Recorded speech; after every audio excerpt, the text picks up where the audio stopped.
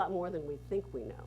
And no matter how fancy the computer's set up or how gee whiz the situation, there are so many times when just good old common sense works just well. Particularly in my business, I mean, I will frequently fly with somebody who's relatively new or hotshot. You know, they came out of some big aviation academy and they know it all. And every now and then, I'll make some suggestion. They'll kind of look at me like, well, that's not in the book. That's not the way we do it. And I'll say, I got this really cool letter about 5 years ago from the company. It said, we hire you to use your brain. And we hereby give you permission to use your brain. If you think there is a better course of action that's not, you know, illegal, immoral, or fattening, feel free to do it. So, for example, I fly a lot between Houston and Los Angeles.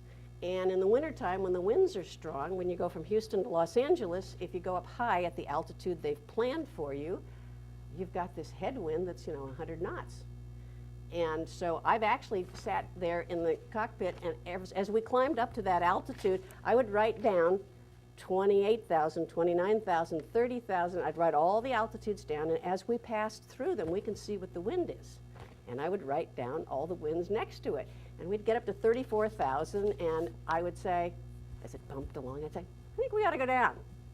I said, why? It says here on the flight plan that we're supposed to stay at 34. I said, well, let's see. We've got 122 knots right on the nose, big, big headwind. And down here at 28, there's only 52 knots. I would highly recommend, and I remember when we passed through it, it was smooth. I'm going to suggest we'll find out if anybody else is down there, but it sure would be nice to go down there, not to be bumping along, save a whole bunch of time, and show up 20 minutes early.